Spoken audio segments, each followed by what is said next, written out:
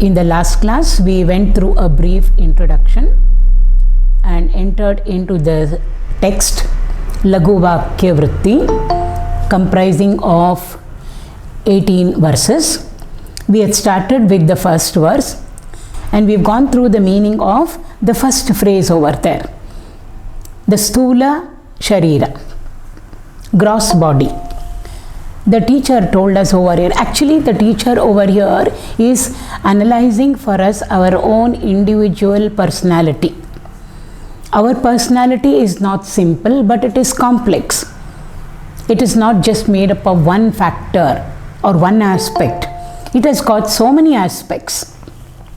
So the teacher is now explaining to us or indicating to us what are all the various aspects of our own personality. So he started with the outermost, the gross body. When gross means stula. Whenever the word gross or stula is mentioned or indicated, it means that which is available for our sense organs to see, hear, smell, taste and touch. So the grossest equipment of ours is our physical body. So therefore, stulo mamsamayo dehaha. That's how the shloka started. So we went through it elaborately. The teacher said the gross body or the stula sharira is made up of mamsamayam. It is made up of flesh. Now it's just not that it is made up of flesh. It only indicates to us. Flesh means we know the structure of the anatomical structure of our physical body, starting from the outermost layered skin up to the bone and beyond it, the bone marrow. There are so many aspects. All of them come under the category of mamsa. So flesh, fat, blood, everything that can be seen, muscle, skin, inner layer, outer layer, bone, within the bone, the marrow, then the vein, the artery, blood, etc. All of them are indicated by that one word, mamsa. And also we know that our physical structure is made up of so many parts. The head, the trunk, then the legs, the hands, the various aspects of our own physical body. It is made up of organs and limbs. All of them are indicated by that word mamsa. And it is in this stula sharira that we are identified with when we are in the waking state. Now, just behind the stula sharira or the gross body, what is there is what the teacher is now indicating to us. The physical body is there, physical structure is there, but then there is an inner layer to it. There is an inner body, another sharira, which is subtle, which is seated or situated inside the gross body. It's like a set of vessels. Here three shariras are being enumerated for us. Stula sharira, Sukshma sharira and Karana sharira. When we come to the 5 sheets, Panchakosha, there will be 5. So all of them, either we can consider that as a set of 5 vessels, or we can consider, if we are considering the body, Stula, Sukshma and Karana, we can consider it as a set of vessels, where each vessel fits so beautifully into the other, but all of them have the same center. That's very, very important. So like that, we have a sharira, the grossest body, physical body. Just within it is the stula, sukshma sharira. So that is what now the teacher is picking up to explain to us. He says, Sukshma syat vasana mayaha jnana karmendriyai sardham dhi pranau tat sharira gau. This is the next part of the first shloka, wherein he is now indicating to us or describing to us the subtle body. The subtle body is called a Sukshma Sharira. It is Sukshma, it is subtle because it's not available for our comprehension, for our cognition. Sukshma Sharira is being now described to us. Sukshma Sharira means the subtle body, and it is called subtle because it's not available for us to see, hear, smell, taste, touch like our physical body. Now what all does it comprise of? Just like the gross body, Sthula Sharira or Sthula Deha was Mamsamayaha, the Sukshma Sharira, what is it predominantly made up of? We would like to know. So the teacher is saying over here, just like the gross body was Mamsamayaha, the Sthula Sharira is Vasanamayaha. So what does the word Vasanamaya indicate to us? Vasanas indicate to us our own traits and characteristics, our tendencies, our inclinations, which we have brought with us, which makes each one of us so different from the other person. So each one of us has brought, we call it as samskaras. We can even say prarabdha, because that's what we have brought with us. Our prarabdhas will indicate to us our characteristics, our traits, our character. So Vasanamaya, Vasanas means our characteristics, our traits, our inclinations, our tendencies, which again will, and those Vasanas themselves become or express themselves as our desires. We have Vasana for a particular thing, and therefore it will immediately create in us a desire. If we, for example, if we have brought with us Vasana for coffee drinking, then the desire for coffee will be there in us. It will sprout out in us. Supposing we have not brought a Vasana, or we don't have an inclination for coffee, then we will never express that as a desire in us. There will be no desire for coffee. It will be for something else. So I just give an example of coffee. Similarly, we have brought innumerable Vasanas with us, and they all express in us at the right time, in a given place, in a given time, in a particular situation or a condition. They themselves express as desires in us. Desire means what? I want this. Now it's not only I want this. There are many things which we don't want also. I desire for this. I do not desire for this. That also is a desire. In one, it is positive. I like this, I want it, therefore I am attached to it. There is raga over there. There is an attachment or an identification over there. On the other hand, I do not desire for this. Why? I dislike it. It's not conducive to me. Why? Samskaras or vasanas are like that. Therefore, we don't want it. So, therefore, that is indicated as dvesha. So, our vasanas themselves express in us at a level, at a lower level as desires. In that realm comes our raga and dvesha, our likes and our dislikes. We can identify our likes and dislikes by the desires we express. Those desires themselves become thoughts, all in the mind intellect realm. Subtle it is. Nobody will know what desires we have unless we open our mouth and express it. Nobody will know what thoughts we are entertaining in our mind unless we again express it out to somebody. So they are all very, very subtle. Once it comes to the thought level, then only we express it out in a field of activity through our physical body. That we call as actions. Karma we call it.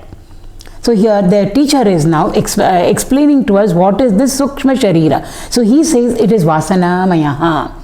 So therefore the Sukshma Sharira or the subtle body is made up of or comprised of Vasanas, our traits, our characteristics, which themselves express as desires, and those desires express as thoughts, and then further they will express as activity or action. So therefore the teacher says Sukshmasyat Vasana Mayaha. Now it is not, and though he has said that it is the subtle body is comprising of our characteristics, what are the various aspects? He enumerates over there. It is made up of Jnana Karmendriyai Sardam. The Sukshma Sharira is along with, Sardam is along with, comprising of Jnana Indriyas and Karma Indriyas. Jnana Indriyas and Karma Indriyas. The organs of perception and the organs of action. Now when we say organs of perception and organs of action, we actually mean organs of perception: eyes, ears, nose, tongue, skin. organs of action, speech, hands, legs, the reproductory organ and the excretory organ. Now they are all situated in the physical body only. Eyes are made up of flesh, ears are made up of flesh, of course our nose, our mouth, our tongue, hands, legs and the various other parts, all of them are made up of mamsa only. So they are all gross. But then why is the teacher over here indicating to us that the Sukshma Sharira comprises of our Jnanendriyas and Karmendriyas? It is not the sense organs. These are all sense organs. Eyes, ears, nose, tongue, skin. Because they belong to the physical body. He is talking about the sense centers. Where are these sense centers situated which make the sense organs function? They are centered within us, in our mind it is. That's why when our eyes are open and there is an object in front of us also, but still if our mind is switched off, we are busy thinking of something else, though our eyes are open and the object is in front of us, we will fail to register it.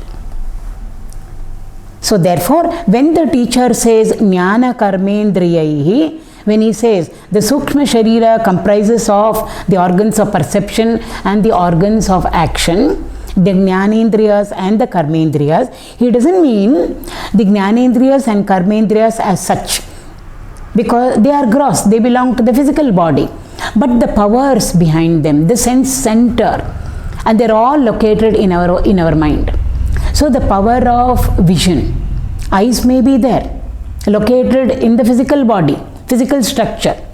But if the power of vision is not functioning, then we will not register anything at all. So therefore he over here, when he says Jnanendriyas and Karmendriyas, he is talking about the subtle sense center that are there in our mind, which make it possible for us to see, hear, smell, taste, touch, speak, lift through our hand or release with our hand, move forward or backward, whatever it is. So the phrase over here indicates not the sense organs, but it indicates to us the sense centers, which are all very subtle. These sense centers are located in our mind. And then it's a whole process of connecting. All of them, we can never actually isolate each one of them or draw lines of demarcation.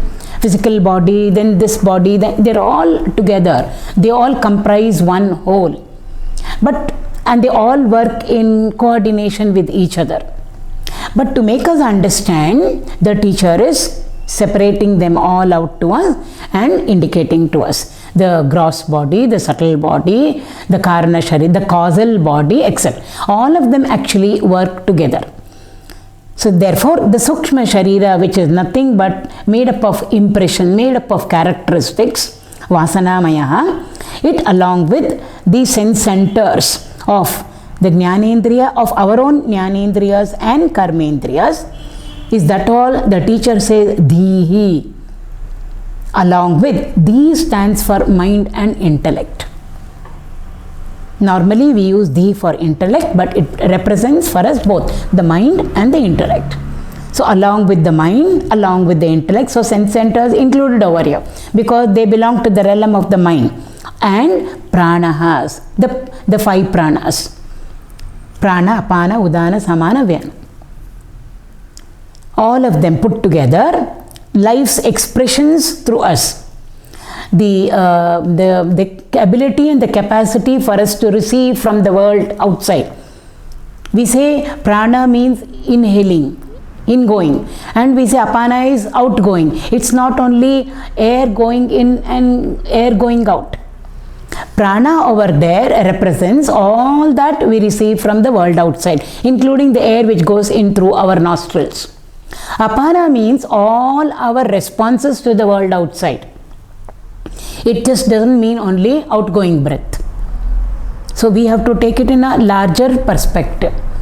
So all our reception from the world outside, all our responses to the world outside, our digestion system, our circulatory system, our excretory system, all of them constitute our Sukshma Sharira. We are not talking about the organs as such, because the organs belong to the gross body.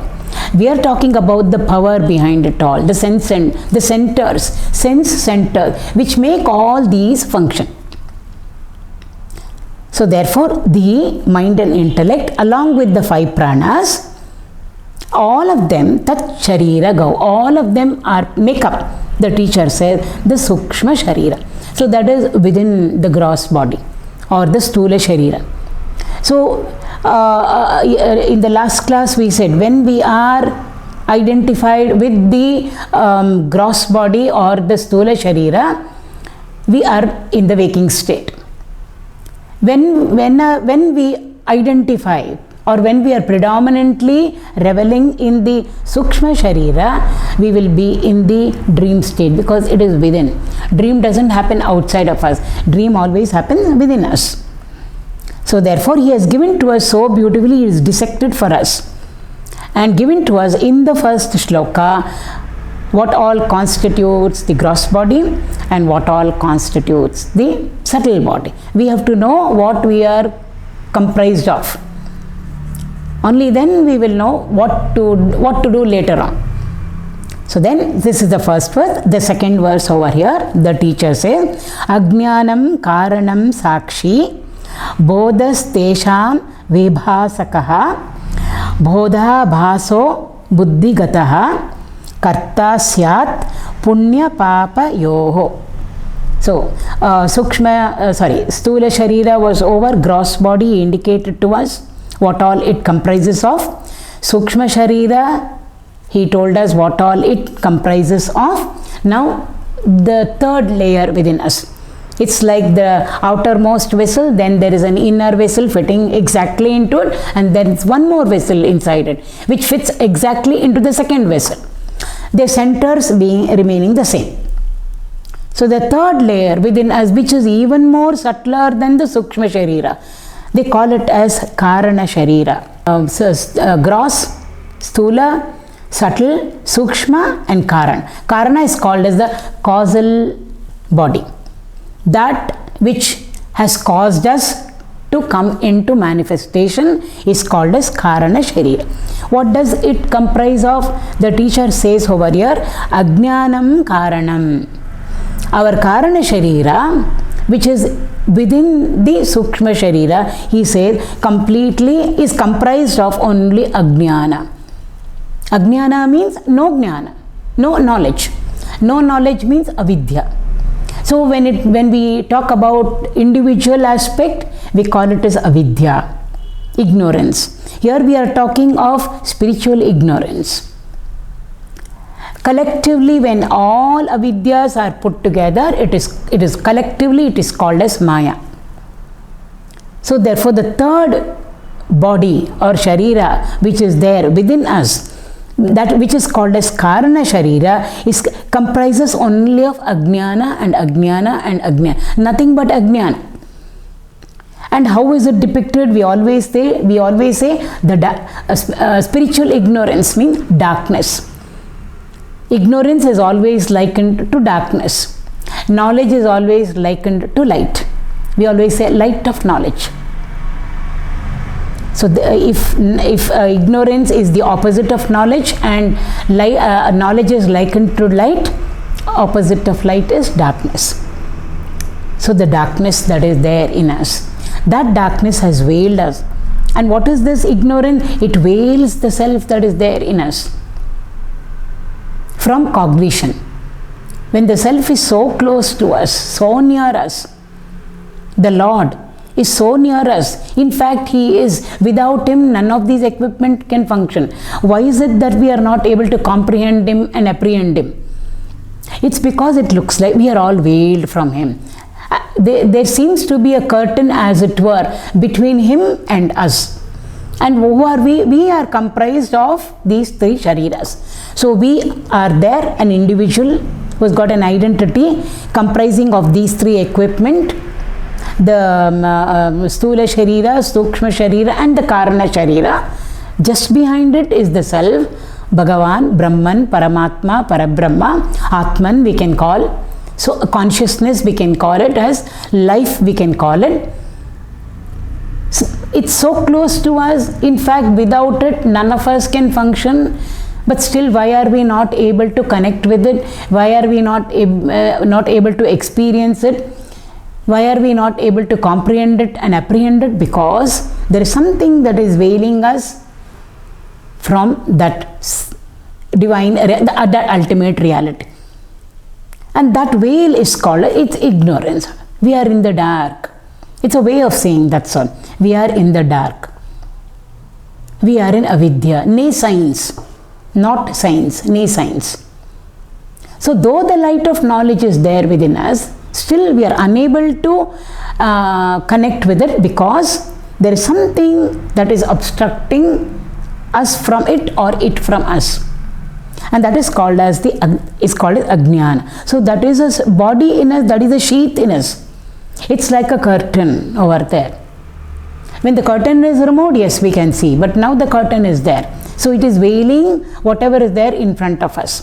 Whatever is there in front of us is very obvious, but still we can't see why. There seems to be a curtain between us and that object.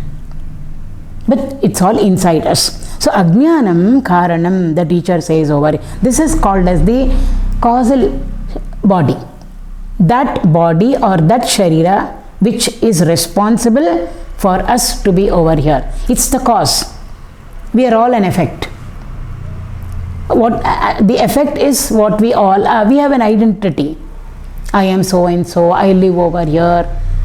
We belong to the all our biodata, our identity as an individual.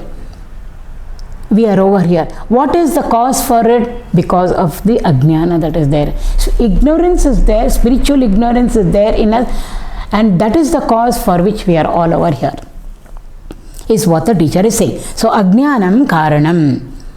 So the third innermost body is called as the karana sharira, or the causal body, and it is ajnanamayam.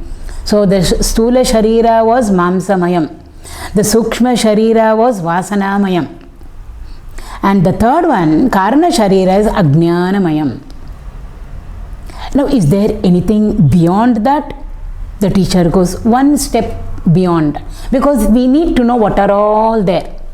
Only then maybe we can filter away and hold on to that which we are supposed to be, which is real, and leave or put aside what all is unreal, what all does not constitute the self within us.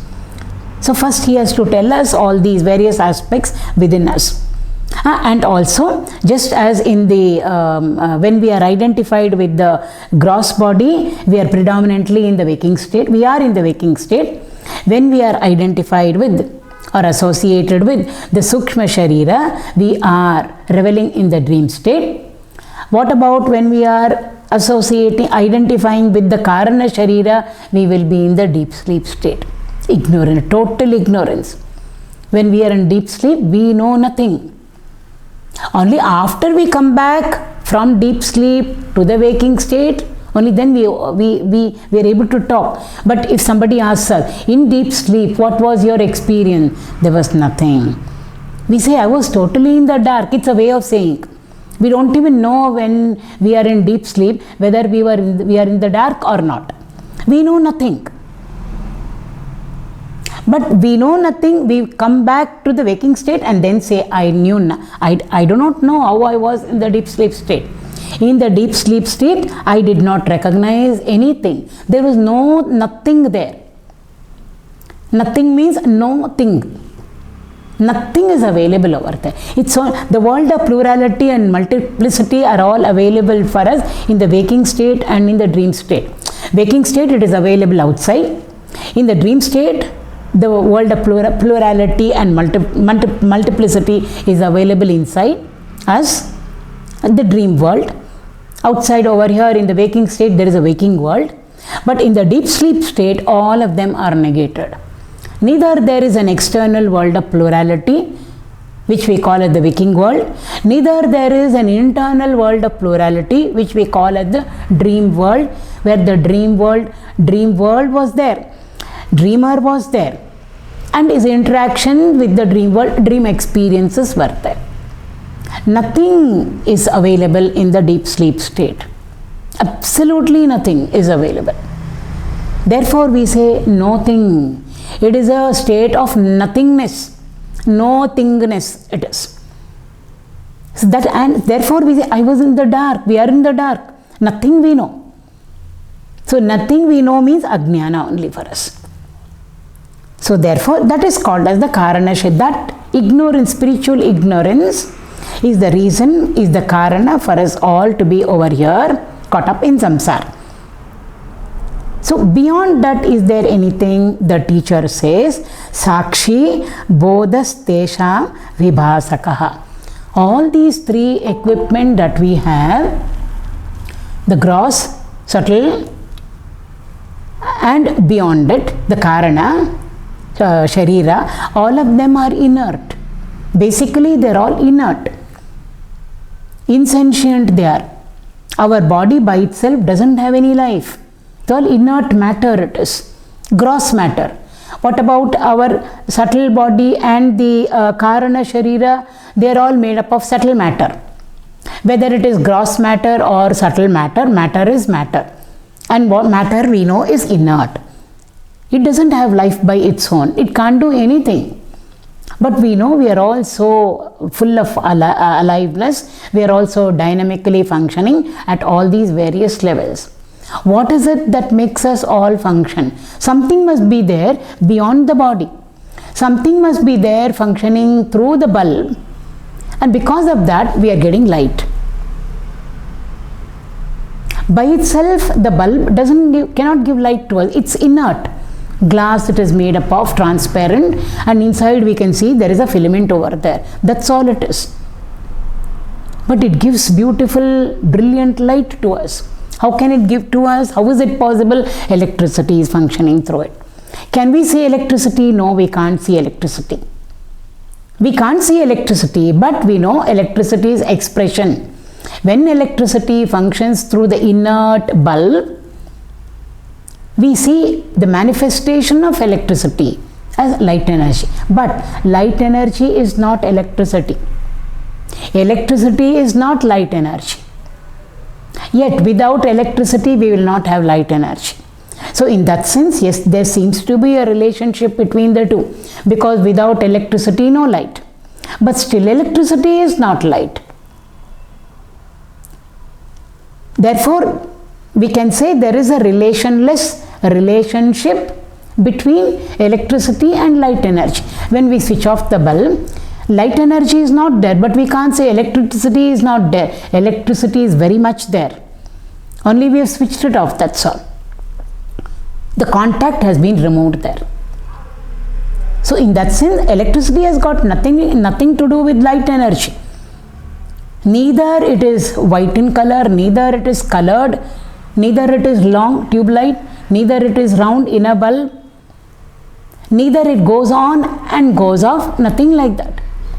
A dim light, bright light, these are all characteristics of light energy.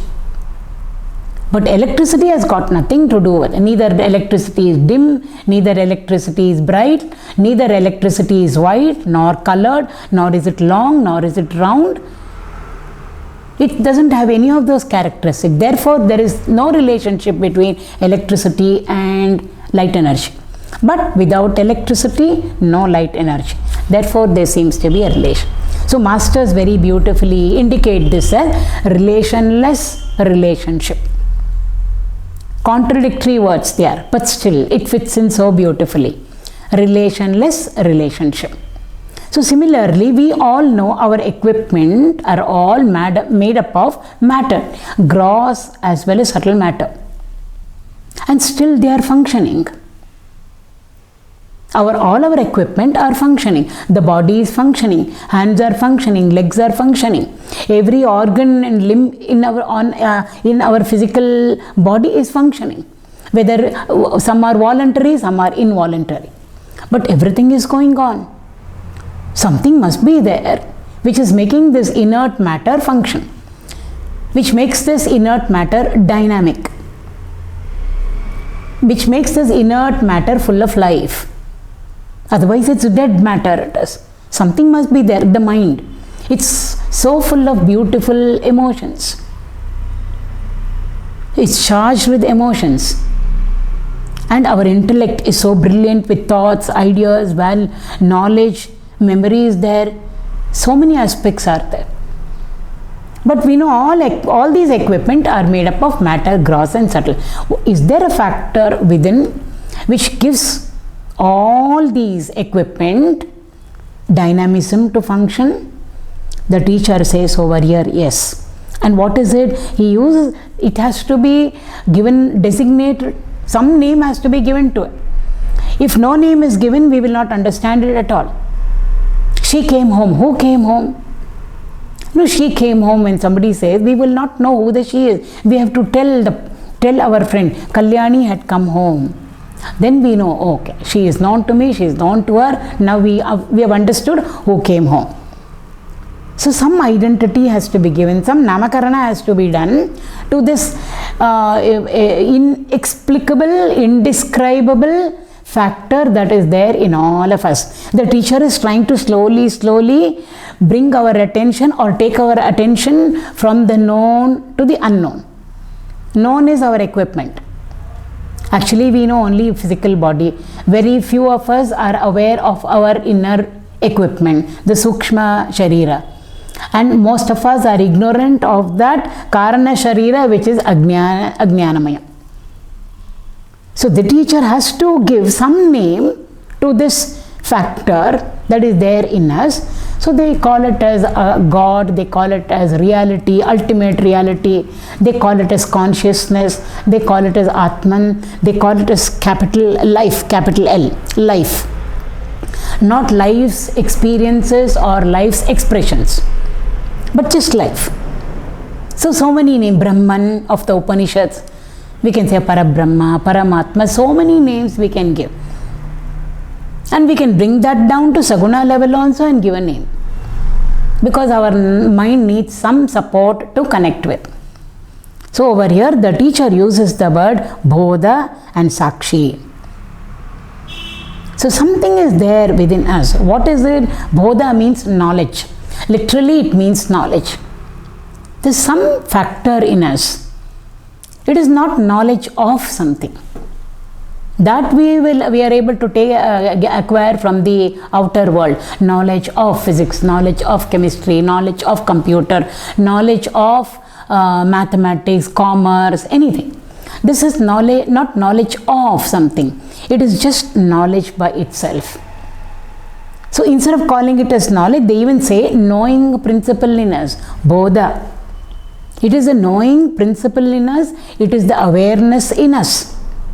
Awareness is not a doing word because it's beyond the intellect.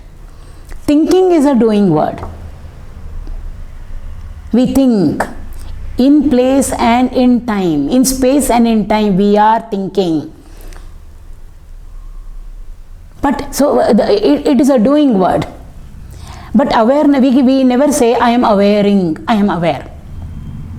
It's like standard, it indicates something of an alertness over there. It just freezes the person to stay where they are.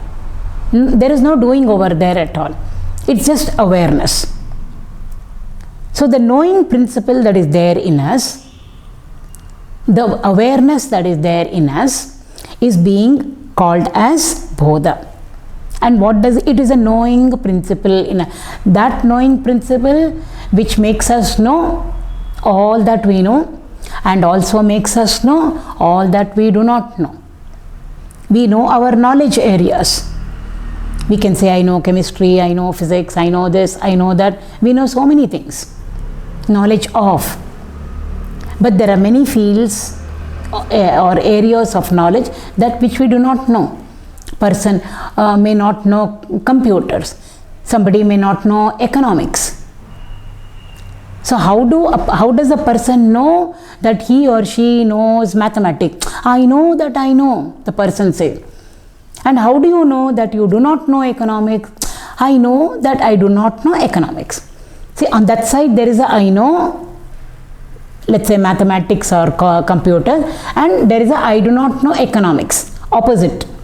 So this means knowledge of economics or knowledge of mathematics, knowledge of computers. This is ignorance. I do not know anything about economics. But both we are aware of. The person is aware of. I know what I know, and I also know what I do not know. That means there must be something in us which is aware of all that we know and aware of all that we do not know. That is, therefore, it is called as the knowing principle. It knows what it knows, and it also knows what it doesn't know. That one without a second state or a factor that is there in each and every one of us, which the teacher is calling over here as Bodha, the knowing principle. He says that is there beyond or just behind the Karana Sharira. What does it do? It knows. It just knows. It's just there, factor. The ocean is there. It knows what all is happening on the surface. It knows that the water is rising up to become a wave, and then it knows that the waves are clashing with each other, dashing with each other, making so much of noise. It also knows that the wave is becoming bigger and bigger and bigger and bigger, and it also knows that the wave is becoming the size of the wave is becoming less and less and less and less. It is decreasing over. Who knows? The ocean knows. Oceanic waters know. It's the knowing principle. It knows. And whenever we say he knows or she knows, we call such a person as a witness, Sakshi. Sakshi is always disconnected with what it is seeing. It's not a part of the seeing. There is no involvement over there. Then we will never call that person as a witness or a Sakshi, because he or she is involved in that incident or circumstance or whatever it is, part of it. When do we say a person is Sakshi? When the person is far removed from the incident, standing outside on the balcony, and Sakshi, witness to what all is happening on the road over there, down below. Complete, far removed from what is happening on the ground below, on the road. We are, let's say, standing on the balcony, first floor, and just seeing everything, knowing everything that is happening. Whoever is going over there. The cars are going, two-wheelers are going, four-wheelers are going, 2-3 people are talking and going, somebody is quarreling over there and going. Anything it can be. It can be an auspicious procession going, or it can be a funeral procession going. We are knowing all of them. But are we involved in it? No, we are not involved. So what are we then? We are a Sakshi Matra there. We are just seeing everything. Sakshat Ikshate. We are just seeing over there. Fully seeing over there. Involved. Witness must know everything. After they can't say, I do not know whether I saw or I did not see, then such a person will never be called as a witness at all. Witness must be sure, 100%, that he or she has seen whatever is happening over there, witnessed it, but not a part of it. So therefore the teacher says over here, just behind the Karana Sharira is a factor called Bodha, the knowing principle. And it is a Sakshi. It knows. It is not the known. It is just a knower. It knows. It's just seeing everything. Silently it is seeing anything without contributing, without getting involved. Is that Sakshi or that Bodha? So Sakshi, Bodha, Tesham, Vibhasakaha. And what is the nature of this Bodha, this knowing principle? Or what is the nature of this Sakshi? Because we've seen Sthula Sharira was Mamsamayam, Sukshma Sharira was Vasanamayam, Karana Sharira was Ajnanamayam. what about this Bodha or Sakshi teacher? Can you tell us what Mayam it is? The teacher says it is Vibhasaka Mayam. Bha means light. So Bhasaka, Bha means that which illumines for us. So we can say Bodha is the illuminator. Why? Vibhasakaha. It illumines everything for us. If something has to illumine, it should be an illuminator. The sun. He is illumining the entire world for an external world for us. If the sun has to illumine the external world for us, first of all, he should be self-effulgent. He should be self-luminous. He should have light. His nature should be that of light. Only then he can give light and illumine. The tube light or any light, artificial light also. It's full of light, and therefore it is able to illumine everything for us. So if this Bodha, this factor that is there within us, if it is the knowing principle which makes us know all that we know and makes us know all that we do not know, it must be shining by itself. It should be something which is self-luminous. Why? It's illuminating for us our areas. What area? It's illuminating for us our area, known areas. It is illuminating for us our areas of ignorance also. That's why we say, I know what I do not know. How do we know that we do not know? Something is illuminating our areas of ignorance, the areas which we do not know. Something is illuminating it for us. Therefore we say, I know. I can see my areas of ignorance, we use these words. And also it's brightening up or illuminating for us our areas of known, that which we know. So therefore it must be a factor which is self-illuminate, self-luminous it must be, because it is taking on the role of an illuminator. It's an illuminator and therefore it's illumining everything. What all does it illumine for us? It's just behind these three equipment. Therefore it illumines all the three equipment. The Karana Sharira, the Sukshma Sharira and the Stula Sharira. So, and the word used over, the word here is Vibhasakaha. When we say V means Visheshena. It is special, unique, not ordinary, out of the ordinary, extraordinary. Why is the word why is V attached to Bhasaka?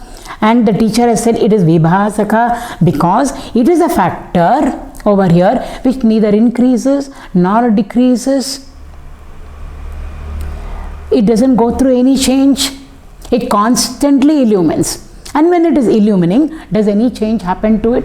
To this knowing principle called Sakshi, called Bodha? Does it keep changing in time, in place? When it is functioning in different people, is it different? No, it is not different. Therefore, that Bodha is that knowing principle, or Atman or Brahman is called as Vibhasakaha over there. It never ever changes. It just keeps on knowing. It just is a silent witness. It was, is and shall ever be. We've all grown old through these years. Has that changed? Our equipment have changed. All our equipment. Stula, Sukshma and Karana have changed. But has that illuminating factor in us, that silent witness that is there in us, has it changed? It has never changed. Is what the teacher is telling us over here. Therefore, Vibhasaka. It's something so different from others. It never ever, it doesn't increase, it doesn't decrease, it doesn't become more bright, less bright. Now and then it goes on and it goes off, nothing like that. It was, is and shall continue to be. And when it is functioning through everything and every being, it is the same. The Bodha that is available, the knowing principle that is available in a saint is the same as the knowing principle available in a sinner, is the same available in a plant, is the same available in an animal. So irrespective of all equipment, these three factors. That Bodha or that Sakshi is the same, is what the teacher is saying. It just knows. It is just aware. It is totally, it's a changeless factor. And also it is self-luminous, self-effulgent, Swayam. Therefore it is called as the light of consciousness. We use these words. Not that there is a bulb sitting in all of us. Because when we say light, when we say there is light in the house, maybe it is a sun's light coming in, or it is an artificial light that we have switched on, the tube light or those various other bulbs. But this is not like any of the other lights, artificial or natural. It's not like a sun sitting in us. The sun, Surya Bhagavan, giving to us heat and light. Neither it is like the fire, neither it is like the moon, all the natural sources of light that we have. It is not like that at all. But still we use the word light of consciousness. Why do we use the word light of, it is in the Bhagavad Gita 13th chapter, the Lord says, Jyotisham api tat-jyoti. It is the light of all lights. It is the light beyond all lights. Because with all the other lights we know, but that is the one which knows everything. It knows light, and it knows Jyotisham api tat-jyotihi tamasa paramuchyate. Our artificial and natural lights, they have never known till today what darkness is. Sun has never known darkness. Because by the time sun comes up, dawn has come. The darkness has gone. So even to this day, the sun has never seen darkness. The full moon has never seen darkness. Fire has never seen darkness, because the moment fire is there, it's all illuminated. The entire environment is brilliant. It's shining. It's all lighted up. So all our lights, natural or artificial, they've never ever seen, or they do not know what darkness is. So they have a limitation. This is Visheshena light. This is. It knows not only light, it knows what darkness is also. Like just now we said, I know what I know, and I also know what I do not know. What I know is knowledge. What I do not know falls under the category of our ignorance. So it illumines for us knowledge. It illumines for us ignorance. Even outside, how do you know that it is bright outside? We say, I know. We say that I know it is bright outside, because it's still not yet dark. When it becomes dark, night, 8 o'clock, 9 o'clock, go and see outside if there is light. No, it is dark. In what light did we see it was dark? To see anything we need light. But it is dark outside. Is it dark? Yes, it is dark. How do you know it is dark? I can see darkness. We say, I can see, S-E-E in quotes. I can see darkness. But we know eyes will function only in the medium of light. But we see, I am able to see darkness. I am seeing darkness. It is total darkness outside. So we are seeing darkness. In what light did we see darkness? So within us there is a special light, Vibhasakaha, which can illumine not only lighted up areas, it can illumine for us darkness also. It makes us aware of lighted up areas, it makes us aware of dark areas also. Therefore, the Lord says in the Bhagavad Gita, Jyotisham api tat-jyotihi tamasa paramuchyate.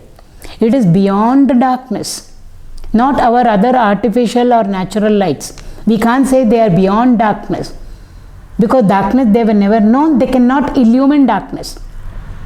But this factor that is there in us, the knowing principle, it knows light, it knows darkness also. So it must be a very, very special inner subjective light without properties beyond light and darkness. The light and the darkness which we are familiar with.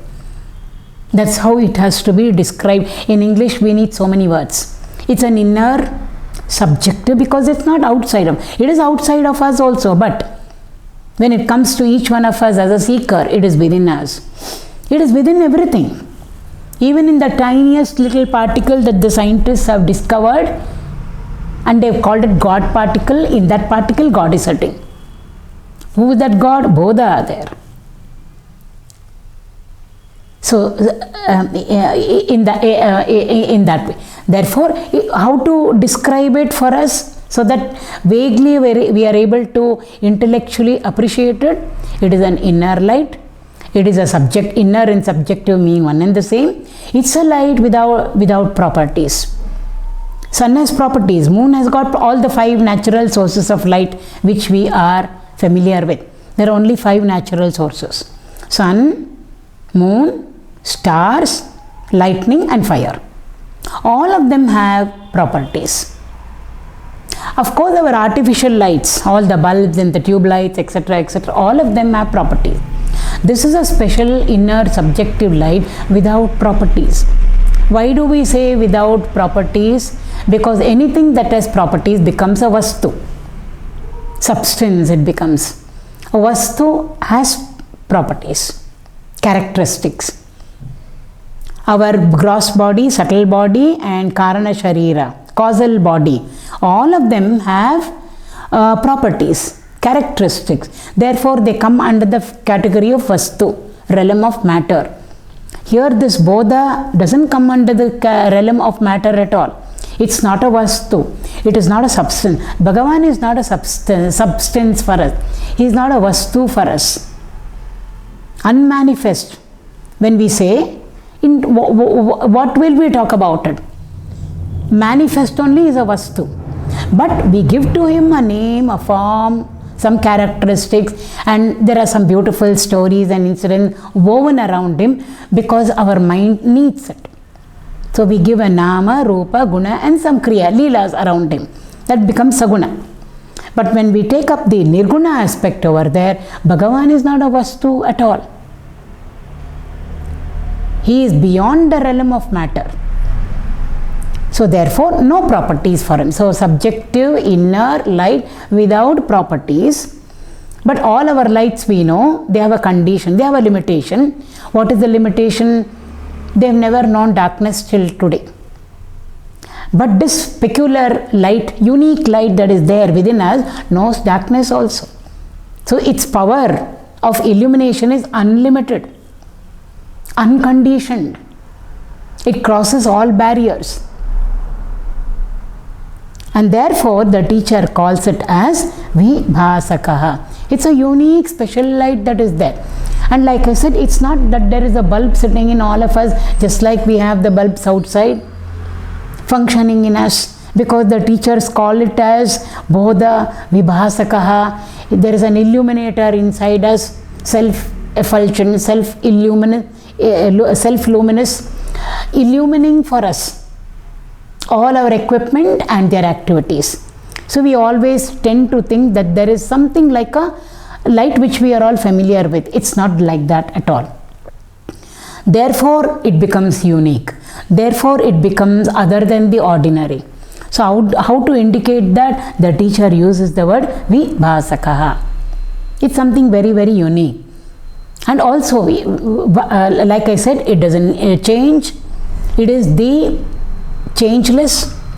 There is no increase, there is no decrease, there is no variation, there is no modification. In a sinner it is like this, or in a saint it is like this, in a sattvic person it is like this, tamasic person, nothing like that at all. It's just one, that's it. One without a second. It just is the same everywhere, in everything. And it illumines everything for us. It is the same light which illumines for us all cities. Whichever city it may, cosmopolitan, that is a economic, place or that city is, we call it as an economic, vyapara city. The city which indicates to us the economic growth of our country. Somewhere else we say it is the political center. So different cities, different environments. Maybe of course the vibrations and the energy field over there is different, but Is the Lord thin in those places?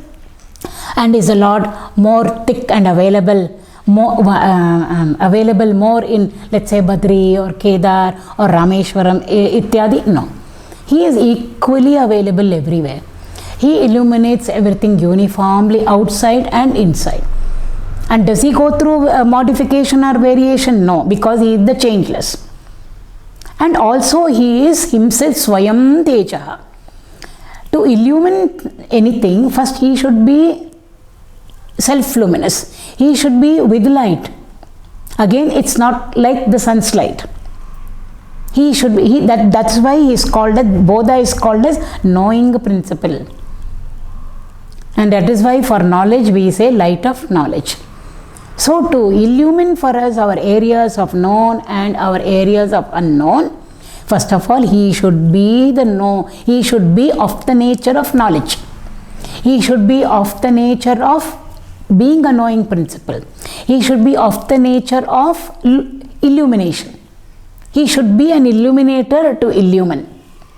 But we know what that light is. It's not like any other light that we are familiar with now. It is an inner subjective light without properties.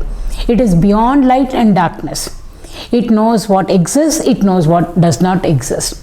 It knows the areas of knowledge, it knows the areas of ignorance. It can illumine light and it can illumine darkness also. It can illumine both of them. Therefore, it must be a very, very special, unique light. And because it's a special, unique light, it's called as Bhasaka. And because it's unique, Vibhasaka. So the fourth factor has been introduced to us by the teacher over here.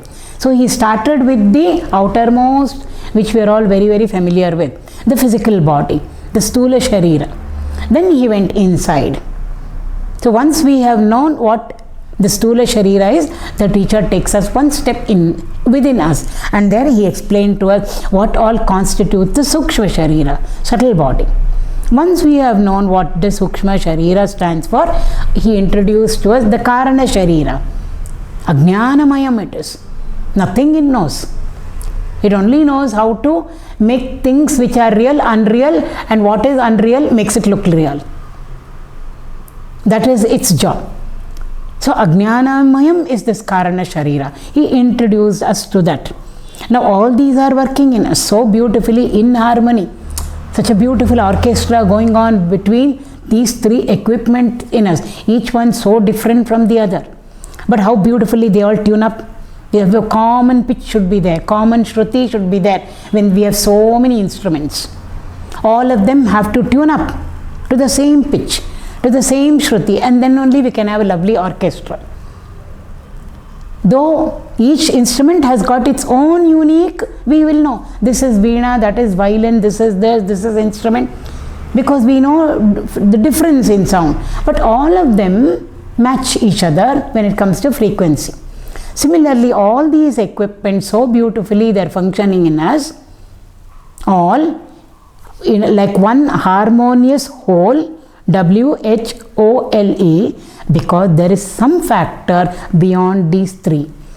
These three belong to the realm of matter, but there is one factor far removed from all these things which doesn't belong to the realm of matter. It is not a vastu at all. And what is it? The teacher called it Sakshi. It's the knower. It's a silent witness of everything. And it's the knowing principle, Bodha, and it is Vibhasaka. He has qualified it because we want to know the nature of this Bodha. Okay, it is called witness. It is a silent witness in us. It is a knowing principle in us. But a little more about it, Vibhasaka. One small little word over there, Vibhasaka, but it suggests so much to us. So therefore, four factors we were introduced to. So the first three belong to the realm of matter. The fourth factor, far removed from these three, was indicated to us as Sakshi, Bodha, Vibhasaka. That is what we call as Paramatma, we call as Atman, we call it as consciousness, we call it as life. So many words, ultimate reality. We can give it even a form, name, ityadi, and call it Rama, Krishna, Shiva, ityadi. Now this bodha, bodhastesham vibhasakaha sakshi, is the capital I, which the teacher is indicating to us. But we are not able to understand this capital I. Are we the capital I? Question mark. Are we the capital I, teacher? The teacher says, yes, you are the capital I, but right now you have become the small I. That is what he takes up in the next section of the second shloka, which we will take up in the next class.